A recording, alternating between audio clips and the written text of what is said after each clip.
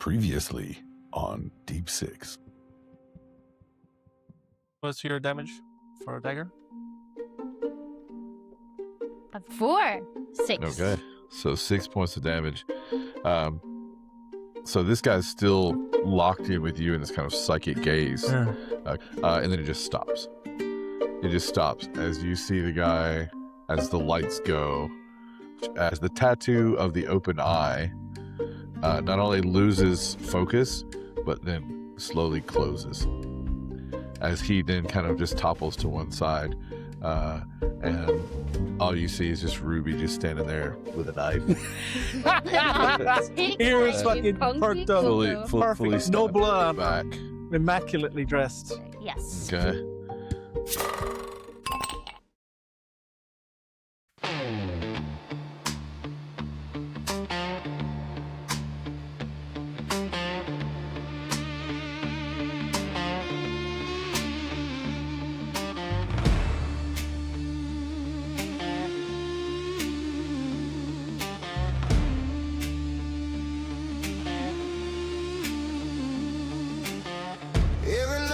Close my eyes, wonder where I go when I die. Underneath the surface I hear voices, just keep on pushing me down, trying to get to heaven, but it's all hell. And every day I wake up I still wonder if I'm dead or alive. 6 feet deep, deep six, sitting in the middle of heaven and hell. And every day I wake up I still wonder if I'm dead or alive.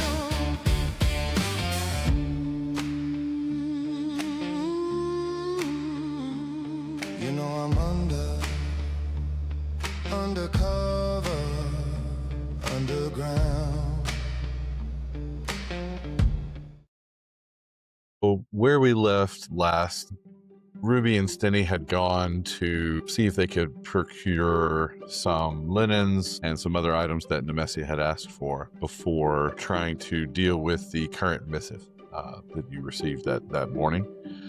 And shortly after they left, you guys were able to kind of stem the bleeding on your newfound friend. But Nemessia decided that she needed supplies of a medicinal nature. And so she quickly took her leave, and she said that she would meet back up with you at the offered meal that evening with the rest. Is there anything that you would like to do in the afternoon time before returning to Cookie's Bakery? I think Mac has had a bad time so far. And especially thinking back to his last fights. Mac would probably try and see if there is a library or something around. Or Okay. somewhere he might be able to find some kind of spell to help him. Okay. So make a history check for me. Or an intelligence check, whichever.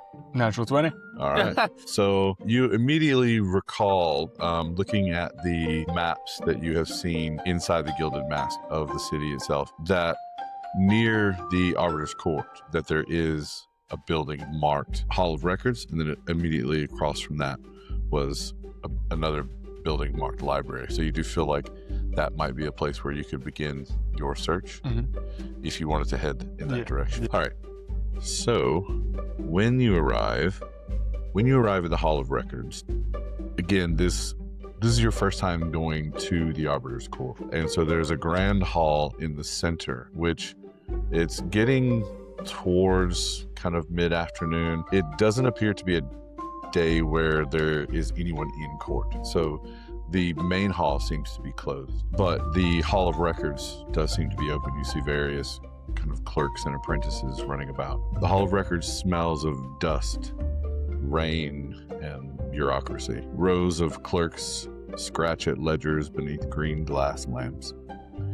Somewhere a judge's bell rings, and somewhere else you hear papers being stamped, filed, and forgotten. The main door to the Hall of Records itself is not impressive. In fact, it's barely a door at all. Warped oak, brass handle, a little plaque half hidden beneath the cobwebs. The little plaque reads, "Sub-basement, annex of pre-civic, apocryphal, and misfiled records. Master Q. Vel, librarian. No food, no flames, no prophecies without appointment. You like to do? I think the idea of prophecies has got Matt quite interested, actually, because he often has been known to have them as well. So yeah, he will go in this wooden door down towards the sub-basement. As you look around, like I said, I mean, like there are a number of kind of clerks' desks and things in this kind of entry area, and nobody seems to be paying attention to you at all. This looks to be like, where things are put to be forgotten. They're not at the front end, and no one seems to be questioning your being there. Though, to be honest, with your robes and things, you look quite like you belong. So no one's giving you a second look. Inside the door, the air changes. The noise of the court vanishes behind you. The room beyond should be a cramped archive. Instead, it stretches impossibly far, shelf after shelf fading into mist. The floor is tiled marble, but in places it dips below still black water. You would assume from the Styx. Narrow bridges connect reading platforms, and lanterns glow pale blue above the aisles.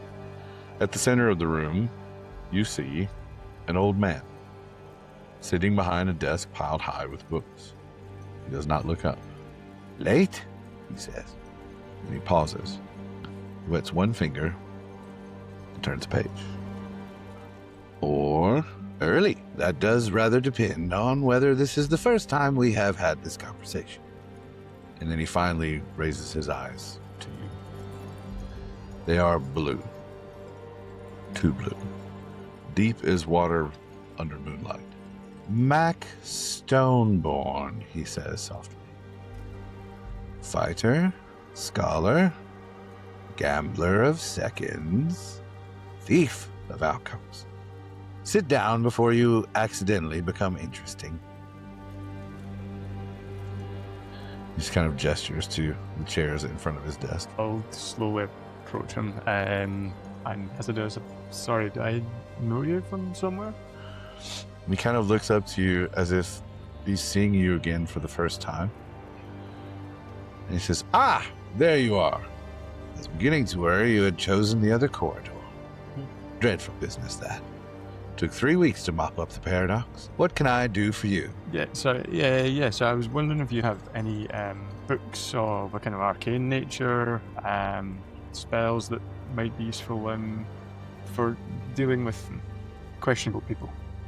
"I should think we would be able to find something to meet your needs." And again, you're just kind of looking around at this point, and I'm like, it looks almost like you're in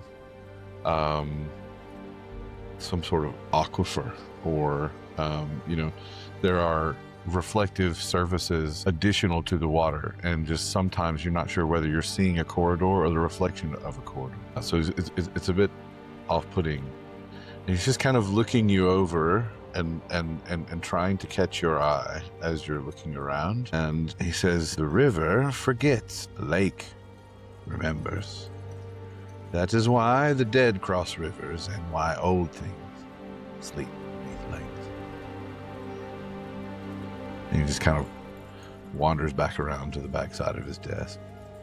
And he said, "Feel free to look around. If you have any questions, I'll be here." Okay. So what was your name again? I have to go back up and find it. Quill, I think. Find my name. It's been all Opens his jacket, looks inside. Well, Jack Jones. He just looks up to you. "I am Master Quilliam Vel, librarian to the Court Hall of Records." Well, see, thank you. I'll just start wondering, not quite aimlessly, but just kind of have a look at kind of what seems to be on the kind of closest shelves. Just to see if there's any kind of sorting order or... All right. So you're not looking for anything in particular then? Not at the moment. I'm just trying to see kind of what the nearest books would be. What kind of school of magic is your wheelhouse? So for like what would stand out to Matt? Thunderclap. Thunderclap plus. Advanced Thunderclap. Advanced Thunderclap. So I guess school-wise, it would be, and I'll need to probably remind myself, because evocation is like attacking spells, so there would be some of that. But I guess for Mac as well, there's a lot of kind of magic around kind of time and trying to alter that. And I can't quite remember what that comes under. I think sorry, give me 2 seconds. As you're kind of looking around through the shelves, he just kind of keeps talking. You're not sure whether it's to you or just to thin air. You get the feeling this guy spends a lot of time by himself. Yeah. Lost seconds, drowned prophecy. Yeah. So it's divination stuff, like divination, time, seeing the future, that kind of thing. Right. It seems to be kind of rattling off. You're not sure if he's telling you the kind of sections of his library, or if he's just naming things that you might find here. Forgotten names, books that were never written, echoes of choices not taken, memories that fell through the cracks. He's kind of, again, walks back around the side of his desk, takes his seat again, picks up a quill, and just kind of continues writing legends. I think I'll just take whatever is the closest book from a shelf, just to have a look and see, what kind of state the book's in. Are they kind of all dusty tomes? Is it something that people use quite frequently? Or... Okay. William's an interesting name. William. William. Ah, So was he just holding a quill? Nat 20. Oh no! William was a chromatic dragon all along. So you go to pull a book, and he says, "Time is not a line. Lines are what mortals draw when they are afraid of depth. You learn at a young age that a rigged fight is still a fight. But now you are beginning to learn the uglier truth. The rigged future is still a prison. The court's records are dead things. Filed, stamped, shelved, and settled. Charming little belief. Entirely wrong." Just kind of smiles at you, beaming, and he's much closer to you now. Behind him, you now see as well, behind his desk, there is just a mountain of books. Like a hill of books. Not on a shelf, just piles and piles, not in neat stacks like they've been trying to be organized, but just falling down on top of themselves, like some almost ripped or destroyed, and it just seems to be they've just been thrown there. Perhaps he smiles at you, and he sees you take the book. He says, "A pupil. Do you require educating?" What do you teach? What can you teach me? Like, what's... Are you the proper tutor for me? Well, that depends on what I've taught you before, doesn't it? Or perhaps what I will teach you in the future. How to read temporal residues, detect manipulated memories, recognize fixed moments in Videncia's timeline. Or perhaps how to use divination without becoming dependent upon it. How to resist certain time-based magic. Or how to understand the deeper structure of the geese. I'm afraid if you're looking to become more powerful, you have come to the wrong place. But if you are looking to become more careful, then perhaps there is something that I could teach. And he begins to walk away. Roll a perception check. 17. Okay. With a 17, you don't feel anything, but you notice the water around you. As he steps, it ripples heavily, but you don't feel that in the floor or hear any kind of sound with it. But you see this water rippling as if there is a huge disturbance in the area. I think as he begins to walk away, Mac is going to like kind of call after him. I just kind of shout, "Wait! He stops. You obviously know me. You obviously know my past, but I don't think we've ever come across before. You've obviously seen something if you know about my fights and who I am, and you said that we've met before, but I've got no recollection of you, and I don't know why I've been chosen or why I'm here, but I think you might be able to help with that." Tell me, Mr. Stoneborn, when you were young and saw the shape of a fight before it happened, did you think yourself blessed? I guess I didn't think about it when I was younger. I just saw an opportunity to use it to my advantage. I didn't think about it being a blessing. It was like a cheat that I could use. He pulls out a brass pocket watch, and as he opens it, he's near enough for you to see inside. There are no hands, just water. Most do at first consider themselves blessed, and the water inside the watch ripples, and you see that same ripple echo out throughout the chamber. You saw the punch before it came, the stumble before the foot moved, the win before the wager was called. Useful, yes? I can't deny that I made some money off my fights. He looks up to you. But here is the lesson that no gambler likes. The small pool behind him reflects your own image, and then another, and then another. One bloodied, one laughing, one wearing a judge's chain, one standing alone in a ruined version of Redentia beneath a white, lidless eye. Quilliam closes the watch. The future is not a gift. It is a creditor. A shelf creaks somewhere in the darkness. And you, my boy, have been borrowing heavily. He just kind of gives you kind of a knowing wink. He just kind of gestures with one hand for you to follow him. He walks over to a small pedestal, and there is a glass bowl. And in this bowl are round, small, black river stones, pebbles. And he takes one pebble and drops it into the reflecting pool. The ripples show Mac The rippers. 3 versions of his own hand, reaching for the same book that you reach for. Every choice enters the water. Most make ripples. Some make waves. A rare few, wake what sleeps beneath. Every use of fate-altering magic may attract attention from entities that live outside of normal time, particularly here in Redentia. This is your first lesson. You would do well to remember it.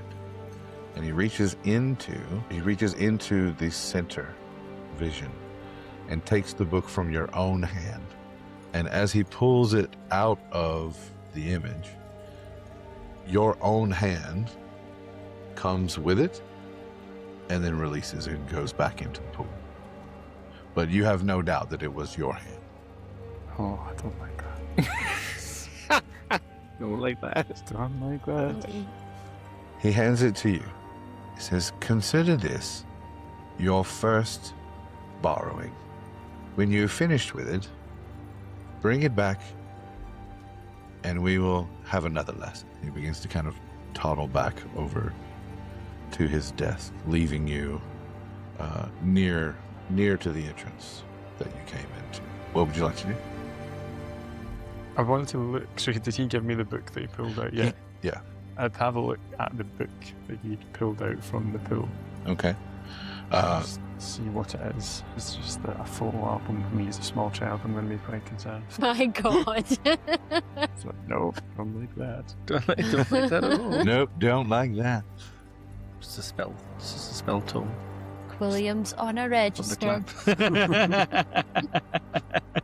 This is where you learned your one spell in the future, but also the past.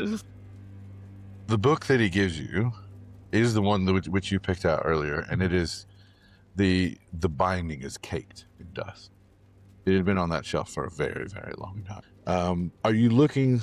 I mean, are you trying to read the book? Or are you trying to just kind of see what style or what kind of book it might be? I guess I'm just like, now that he's pulled this from the pool, I'm just trying to see, like, does this now mean that there's two versions of the same book here? Like, in the sense that, like, there's still the book that I picked up originally. But you didn't pick one up originally. You started Oh, I to. started to pick, right. And okay, he interrupts. yeah, okay, fine. So I guess if that's the case, I'd like to go to the book that I was about to pick up and see if that's still there on the bookshelf, and if I've got it in the hand, just to see, like, is this, he has, I guess, like, made, Okay. has he somehow, like, made two books, or is this book from, like, another timeline that's not even this one? Like, Mac is trying to wrap his head around what's going on. Roll an investigation. Oh, no. Cassette. I think you mean hell yeah. You're 5. Investigation is 7.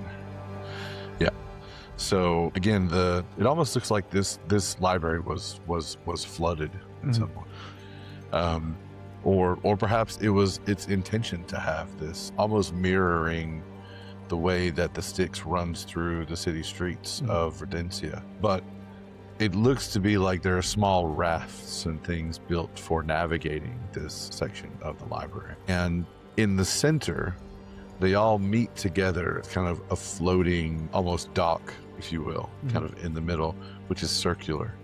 And as that circular bit slowly spins, it's not even fast enough to throw you off balance, but it is very difficult to tell, as I said, before, which aisle you were even standing in at that time. But you make a perception check as well. 3. Okay. You also don't see Quill anywhere. Looking down again at the journal, it is a bit damp. It's almost got kind of a suede, like dark green leather binding to it, and it appears to be more of a field journal, small, battered, the kind that a traveling scholar might use to sketch ruins or press flowers into. It fits easily into one of your large hands, with a brass clasp shaped like a tiny sleeping dragon curled around a drop of water. The cover is soft from age and being handled. It's not ruined exactly. Worn in a good way that books are worn and boots are worn. The leather smells faintly of rain, ink, and lake mud after a storm. Across the front, almost invisible, but you catch it in a bit of lamplight. There are embossed ripples spreading out from a single point. There is no title. Do you open the book? Yeah, I think I'll have a look inside the door. Fine. Just throw it in. This is. That's my ranged attack. You got your range attack after all. One shot. As you open the book, the pages look mostly blank. Then, slowly, ink begins to rise through the paper, like something surfacing from deep water. The writing is neat, old-fashioned, and mildly irritated. The first page reads, and you almost hear this as you read it. Mr. Stoneborn, a wizard's first mistake is believing a spellbook is a weapon. It is not. That's I heard you throw it. It is a conversation you have with the universe, written down before the universe changes its mind. Do not skip the margins. It is simply marked QV. at the end. The pages are thick, cream-colored, and slightly cool to the touch. You kind of hold one of the pages up to the light, trying to see how this ink is forming and moving on the page. Faint diagrams appear beneath the surface. Circles within circles, wave patterns, old dwarven timing marks. Tiny maps of stars reflected in water and sketches of hands making spell gestures. The book contains beginner spells, but they are written in a very particular style. Every spell is paired with commentary. You would have to spend more time attuning and studying this book to know what these spells would describe.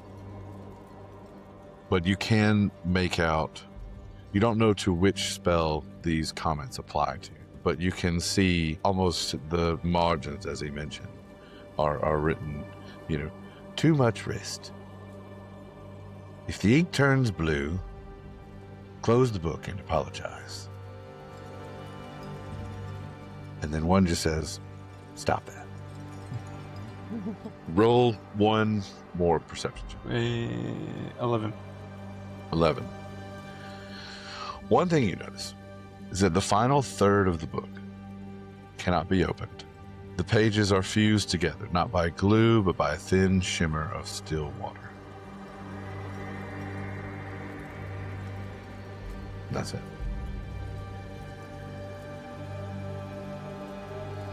Great. Yes, I need to go and start studying. I take it I can't see Quilliam around anymore, or is he?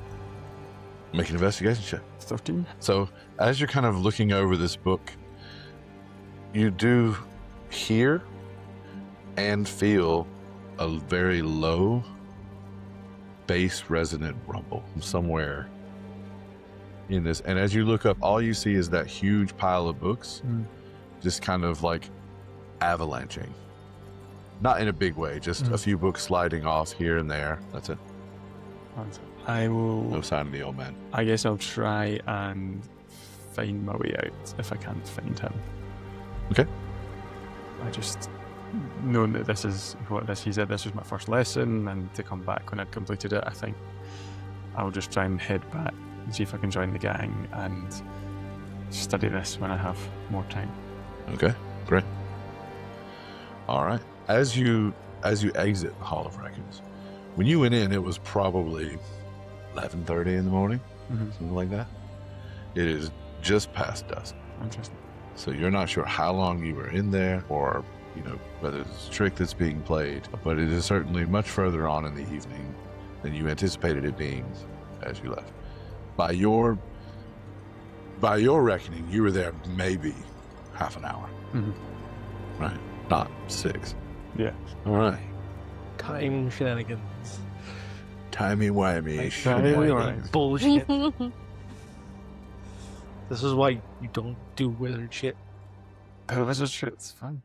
So it is early evening, and you all have arrived back at Cookie's Cafe. When you arrive, there is a small note stuck to the door, and it says, Sasha's private dinner for friends, not customers. So there doesn't appear to be anyone around. You guys saw the place when it was closed the other evening, and the curtains were drawn from the inside, these kind of heavy velvet curtains, blackout curtains almost. And they are closed as well, but the door is slightly ajar. So it seems to be waiting for you all. Just before you go in, you see Alice come running up to the three of you. You all kind of are converging at the same time. The two of you coming from the Docks District and yourself coming from the library. And as you're seeing each other for the first time, but then you see Alice rush up quite hurriedly, and she hands the missive to you, Matt. She says, "Here you go.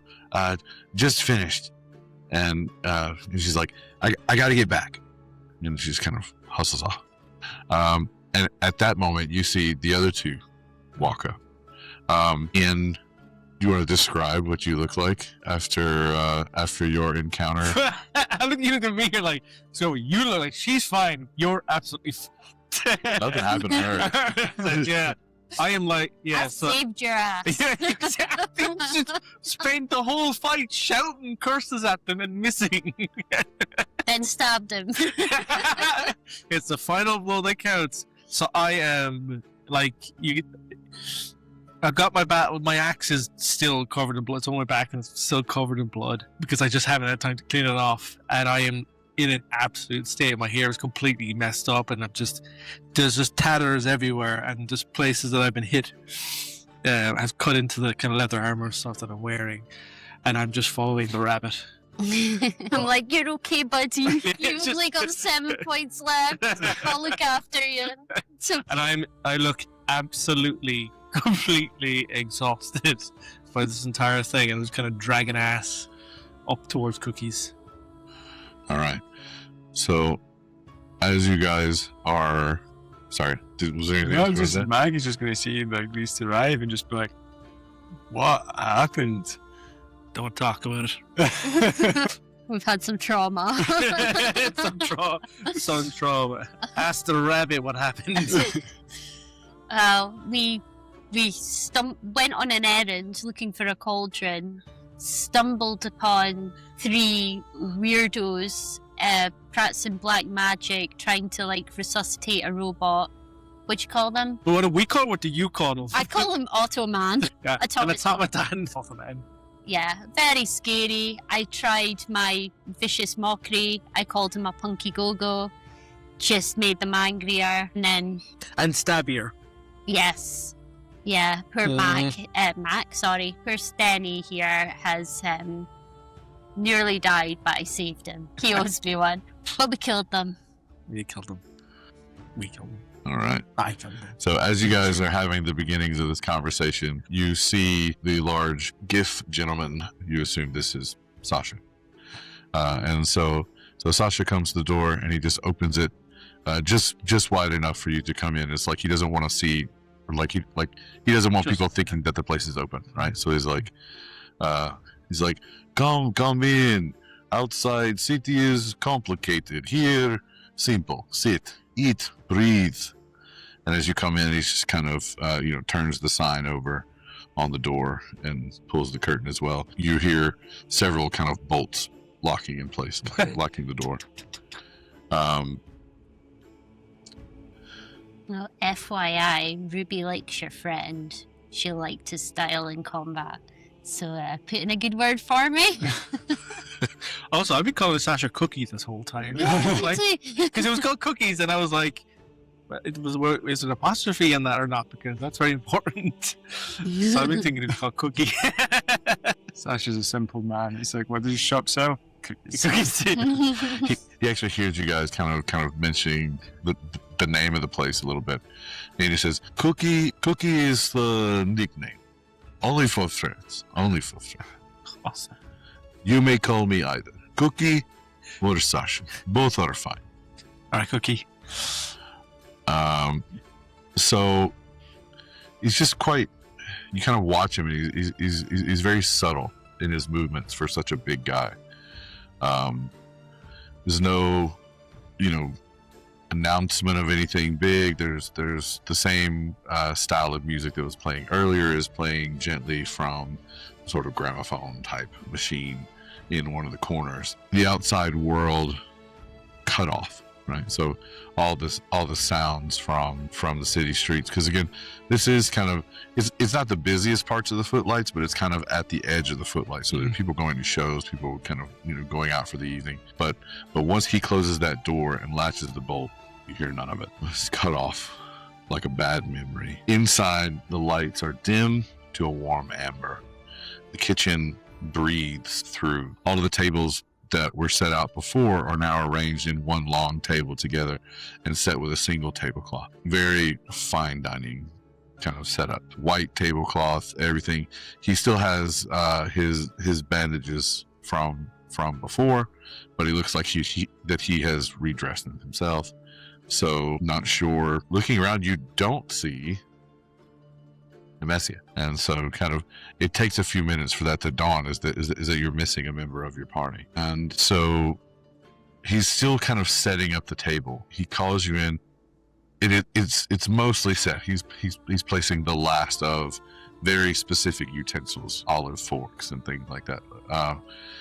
This is not fancy, but deliberate. That again, much like everything else in here, every tool has its purpose, and every tool has its place. Very thick plates, heavy cutlery, bread placed in the dead center of the table, still steaming, but the crust is cracked open like it couldn't wait any longer. At first, Sasha doesn't say much. He just starts kind of serving out from different things, and he kind of disappears back into the kitchen a bit. And you see him, and he says, "Please make yourself at home. Pour yourself some wine if you like. I'm just going to be finishing here." And you can see him at the kitchen station, and he pulls out a huge knife. He pulls out a huge knife That took me so hard to realize. and cleaver. Okay. But what you roll a perception check. Oh, I should down on my phone because it's easier with stats on it. 3. 12. It's being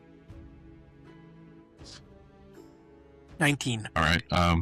So the two of you, we'll say that your back is to the kitchen, so that's why you're not seeing this. But the two of you see him, and he's wearing like a full chef's apron. Okay. But on top of these kind of chef's garments is a heavier leather apron, and it looks much, much older. And for this to be a bakery, right? While you know that he does serve more meals, as well, before he was kind of messing with, cakes and pastries and things like that.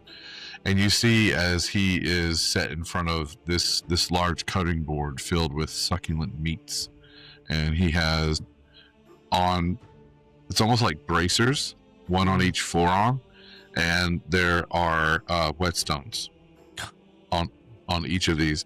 And kind of from his sides, he pulls out these. In one hand, he has a large, we'll call it just a large butcher knife, right?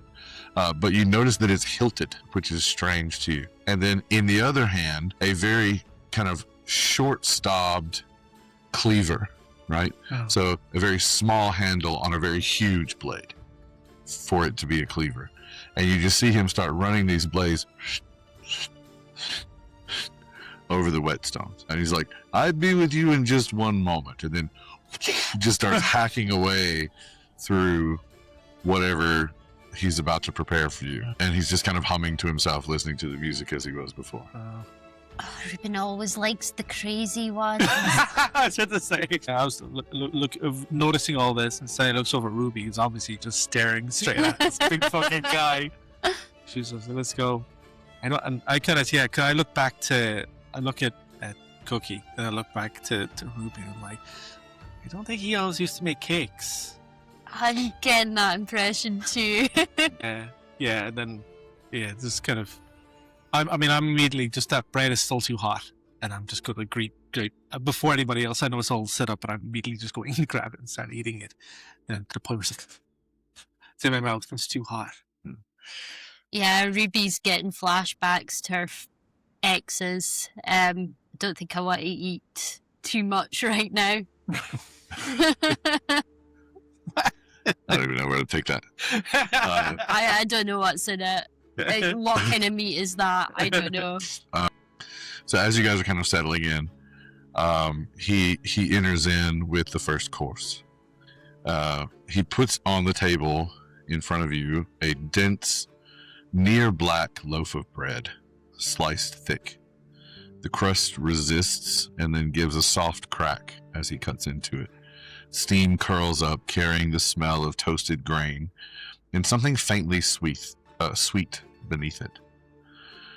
Beside that is a small dish of rendered fat, whipped smooth with salt and herbs.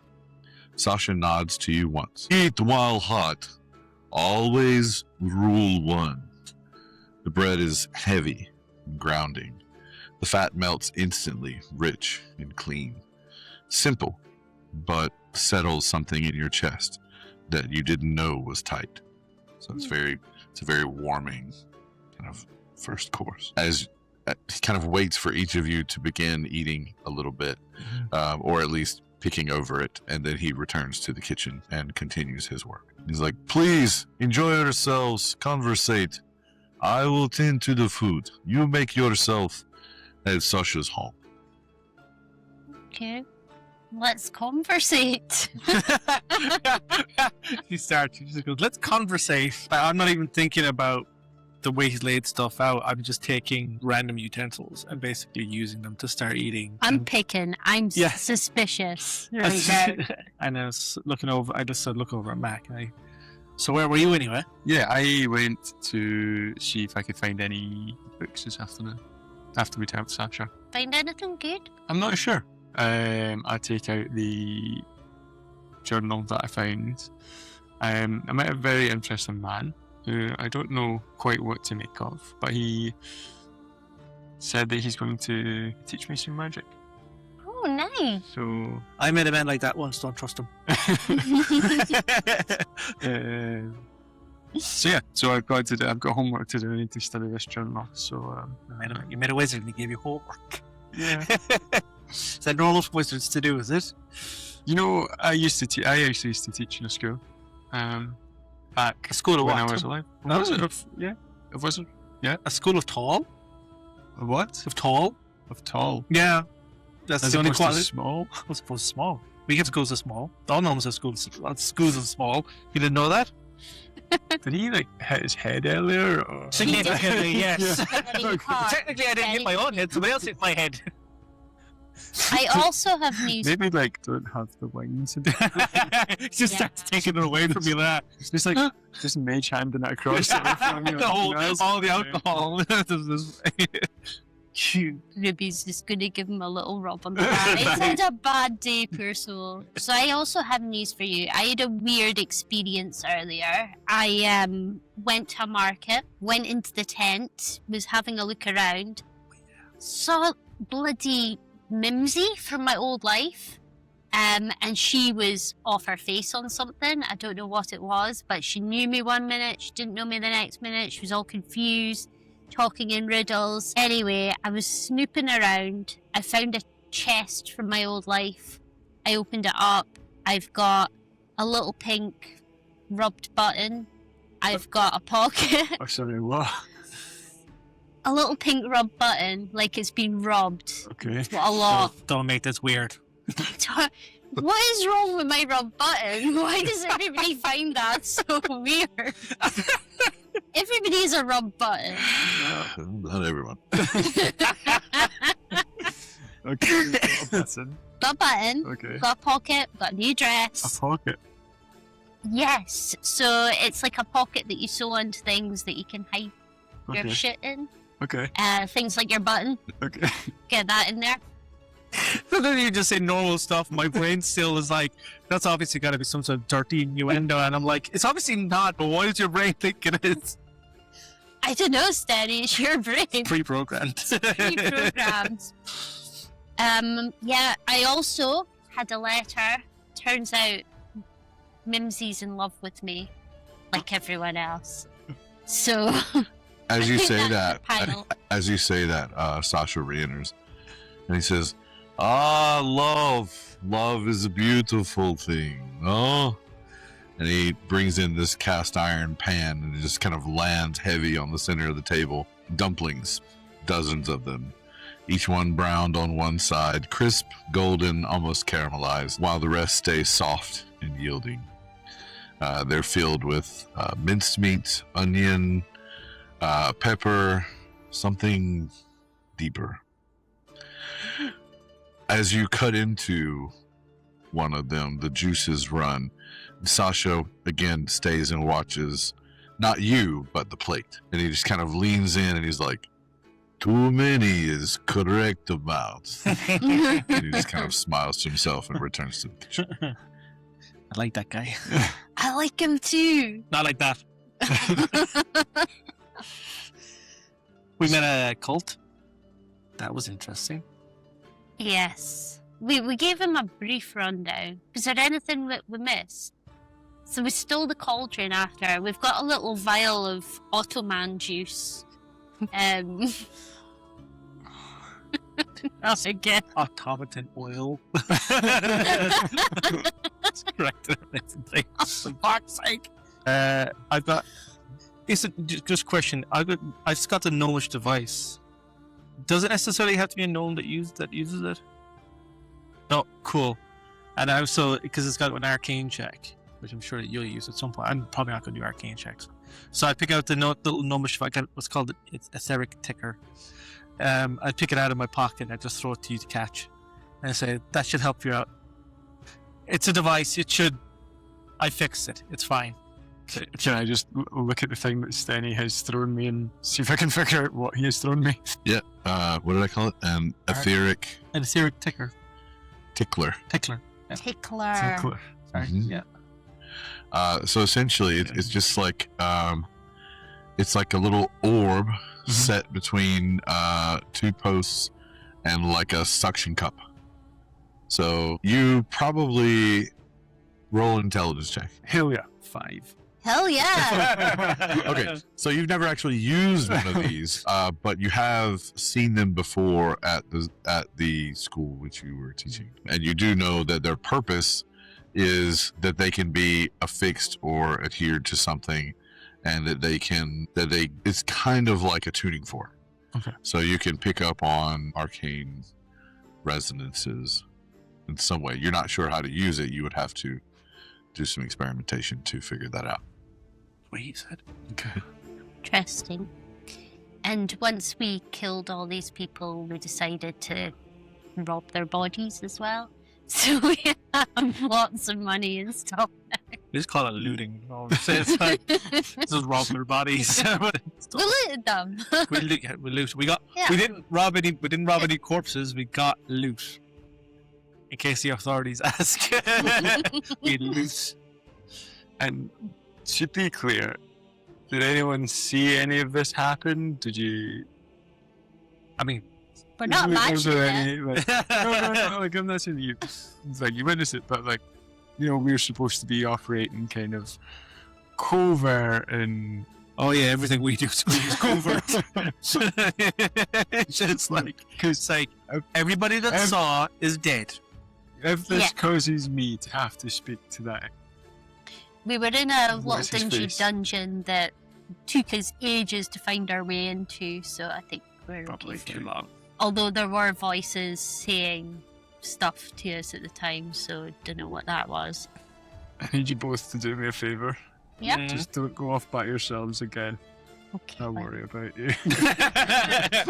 we could have used you there. Yeah, and I'm like, I'm so wrecked looking as well. Like, This concerns me.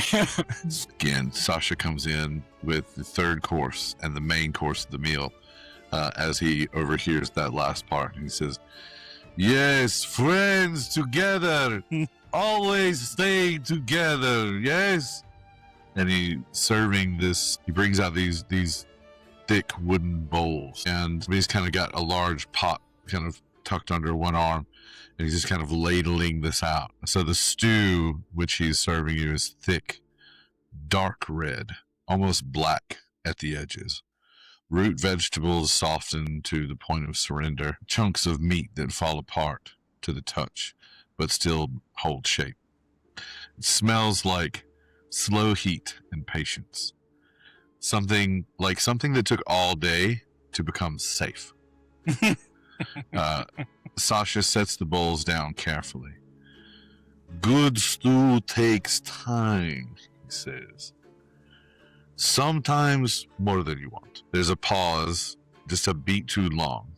And then he straightens, eat, and goes back to the kitchen. Have we seen Nemessia? I'm getting worried. No, the last time that I saw her, she said she was going to find medicinal stuff. I don't know, she said something, I wasn't paying attention. pay attention. I wasn't paying attention. She just disappeared into the ether. That's good. Can Cookie hear us from where we are? Like, can I call out to him? Certainly, if you called out to him, he'd be able to hear you. He's probably 10, 15 feet away. Okay, so he's not too. Again, there's music playing. There's a bit of a barrier between you, but the door is open. And you look back, and he is in there again over at the butcher's counter, and he is just slicing through. Oh. Looks like hard bone and ribs of whatever it is he's working at. Oh. Ruby's a vegetarian. Just putting that out there. I'm gonna leave this course. Okay. I just want to call out to him and ask him a question. So I lean back in my chair and try to get a better view of where he is. I'm like, hey, Cookie, were you always this? Wait, I have answer to your question. I'm inside DM notes. I am inside the DM notes. Because you're pretty good with a knife. You're pretty good with a knife. His back is Oh turned. yeah, yeah. Ruby's had a few interesting customers in the past. I find out his background. He's like, no, I'm not answering you. So, no. So, what? Sorry, what specifically did you ask him? Like, were you always a chef, this basically? Yeah, it was a bit rude actually, Stenny. Were you always this? Well, I didn't mean a gift. He's always been a gift. So again, he just kind of turns over to you, and just kind of he'd be like, "My home has always been in kitchen, but not always restaurant. Secret ingredient in life is patience and butter, mostly butter." True. That's true. Yeah, that's Yeah. entirely true. And he just kind of goes back to what he's doing. Mm. Roll. Did you go in there too? No, I or was like just at the table. I literally just leaned back to see That's who it fine. was. Yeah. Yeah, so I asked him a question. So you got the missive. So I'm gonna ask you about the missive. Because I brought it to Darius. Sanchi obviously gave it to you, so I'm gonna say. So literally just pointing at a gun. So what does that say? Get it out. Get it out.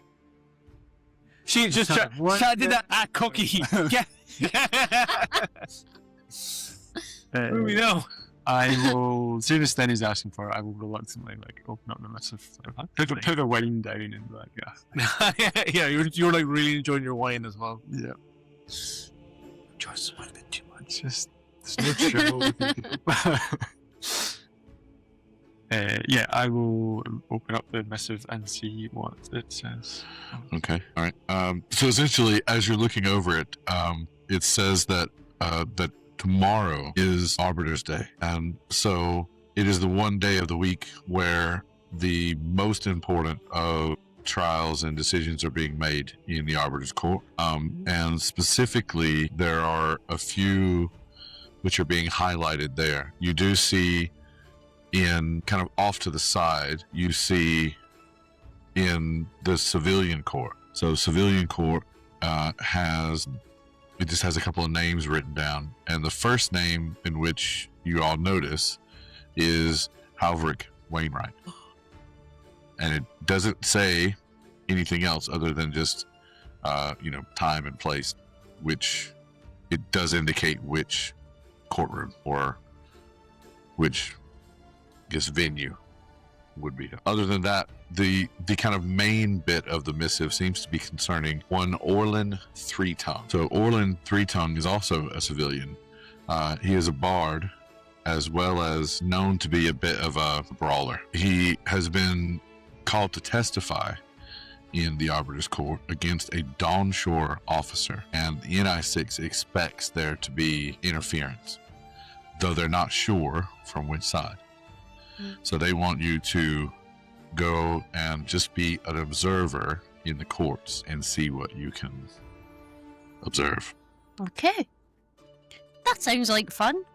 I'm going to turn to Ruby. Just observing. No interaction.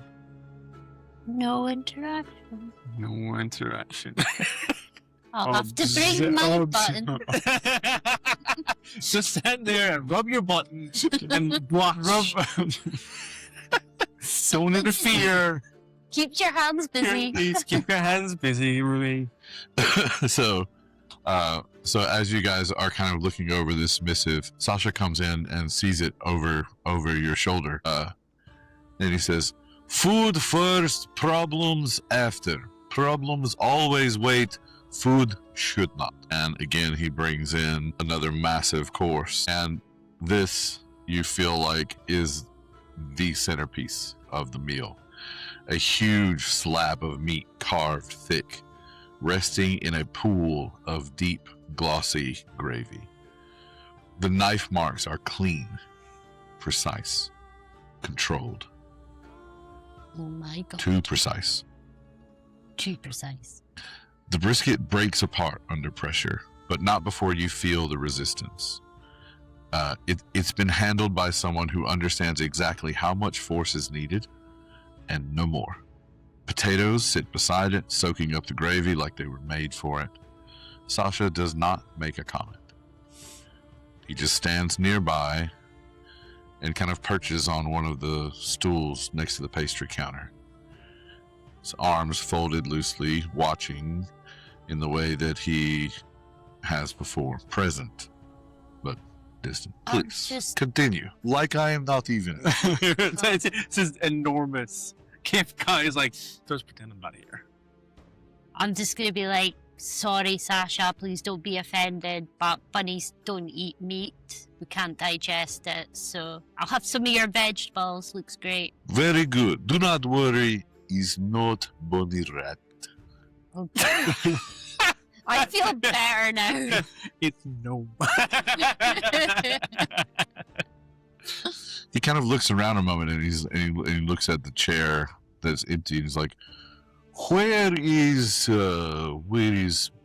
blonde girl from before with the bandages? I was hoping you could tell us, Cookie. Did she say how long she would be, or? She left before the big one, and I come in here. No, he would call you big one. Bigger. He as big. The little one. I'm big. She left before the magician. I've not seen anything here all day. Been cooking, you know. It takes time and patience. This is not good. I'm sure she'll catch up. Catch up. Hope you're not eating her right now. I mean, Max just go. Plot. Just stops. Looks, stares at you. It just looks over Cookie, just like for confirmation that this isn't Nemessia. Just out of pure fucking panic. Oh my god. So this one, we have that. So we got this missive. We're eating.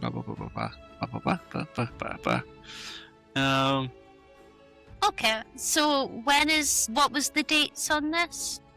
Tomorrow, tonight? Tomorrow. Okay, YOLO. Can worry about that tomorrow then. Party! So what do you Maybe he's think? gonna drink more. Well, regardless of what happens next, I have to get a long rest because otherwise I am in no condition to fight. No, you do need a rest, I buddy. need a long rest. Otherwise, Sasha again, kind of listening in, but not too intently. He doesn't want to pry. yeah. Certainly, you don't think that he's caught on to anything that he's not supposed to hear. Hmm.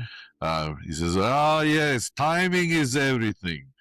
Too early, problem. Too late, bigger problem.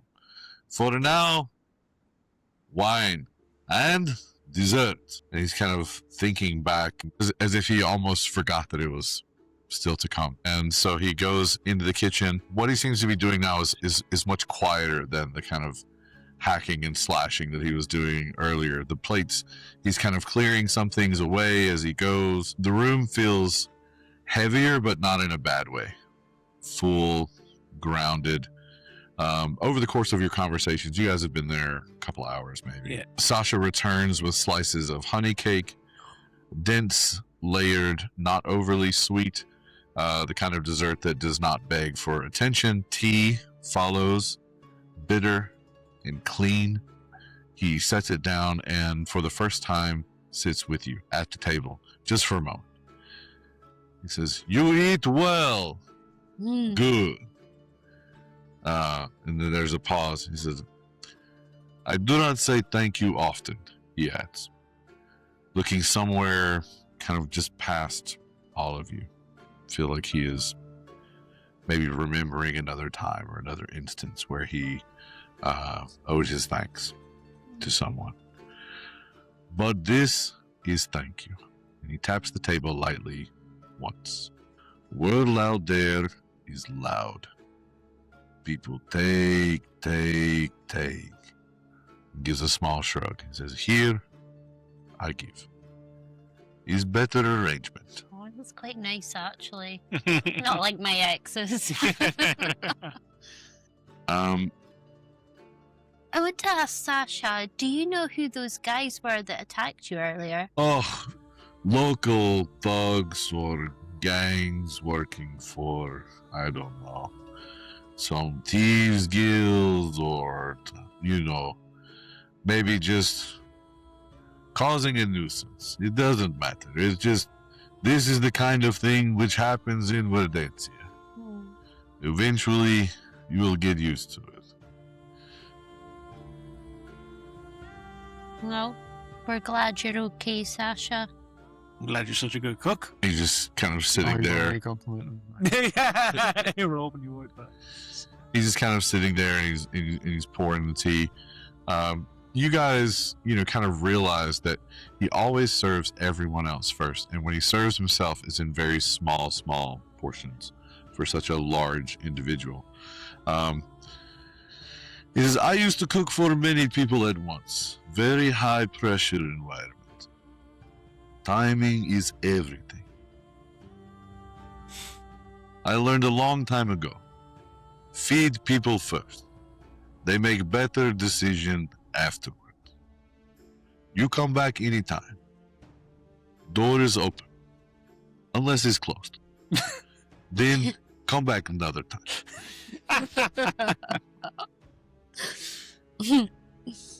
But in here, you are safe. I do not allow foolishness in my kitchen." And he just kind of, again, taps the table and gets up and begins to clear away everything there. No foolishness in his kitchen, Stenny. Behave yourself. You're too tired tonight. You're fine. yeah. I need to babysit you tonight. Before you finished the sentence, my head was all back. Yeah, I'm already gone. Because I'm just like, again, just so screwed up. I think we better get him home. Yeah, we should probably head back. And it's probably worth seeing if anyone has seen Nemessia.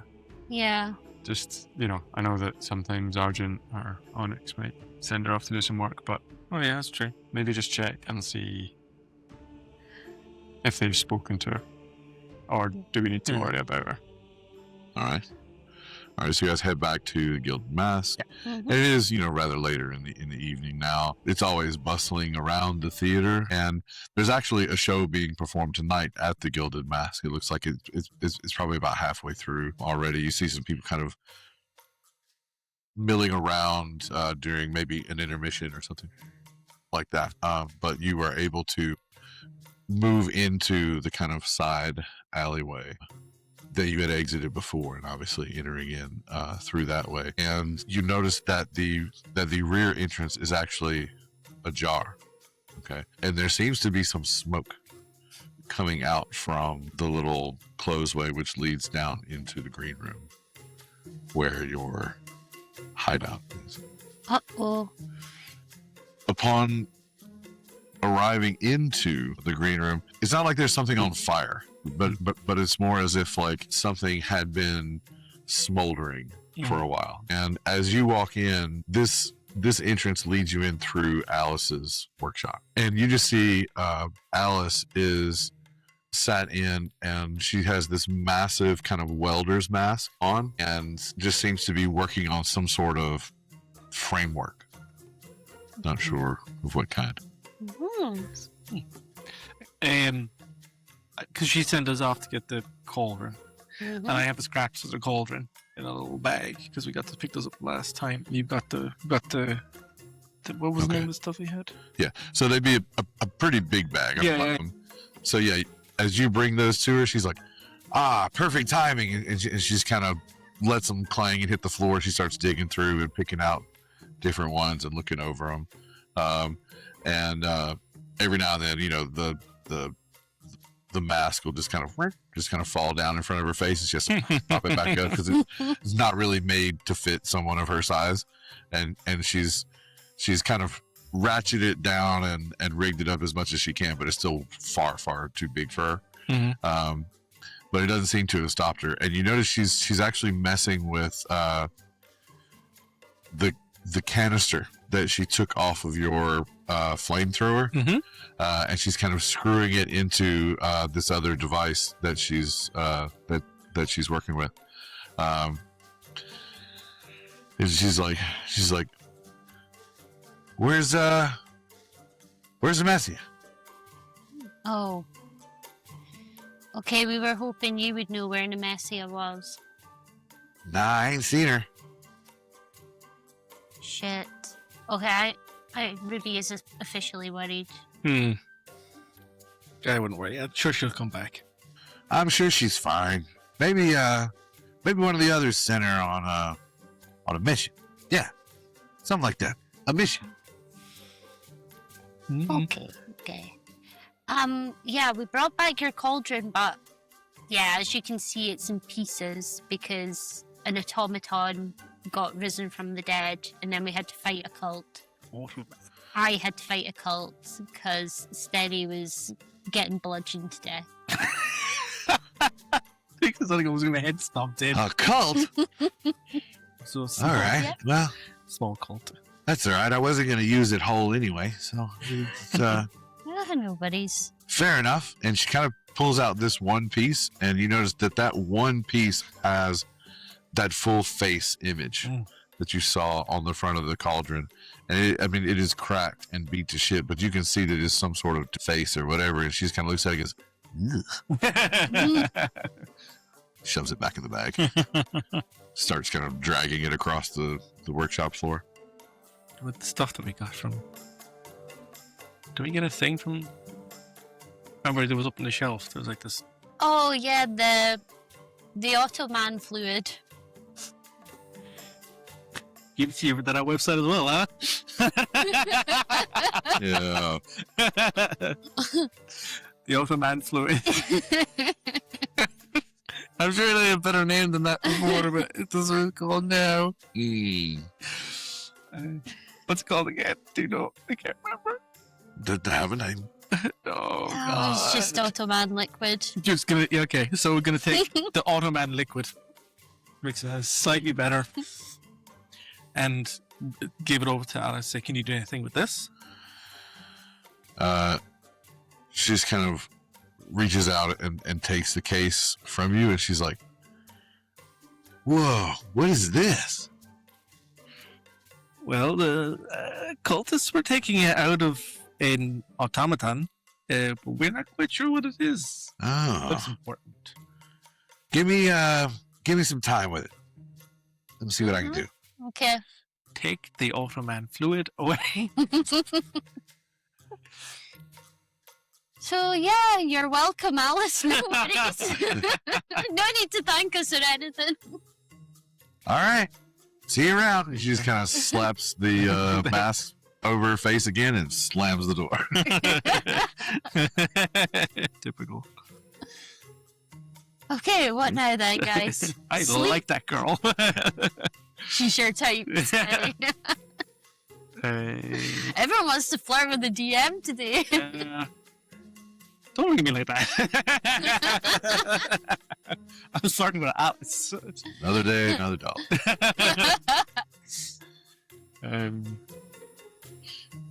Fine. Yeah, I guess we should maybe rest up then. I guess if we don't see Nemessia in the morning, we can see if Argent or Onyx are around. Sure. Yeah, head off. We'll try and sleep. Stenny will sleep. Hit points. No problem. Yeah.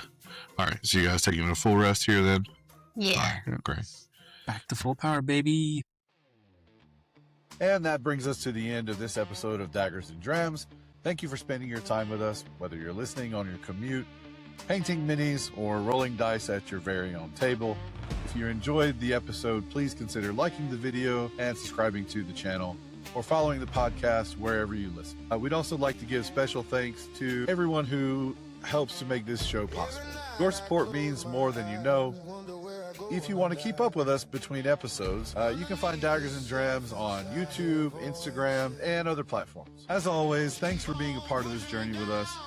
Until next time, pour yourself a dram, roll your dice, keep on telling great stories. 6 feet deep.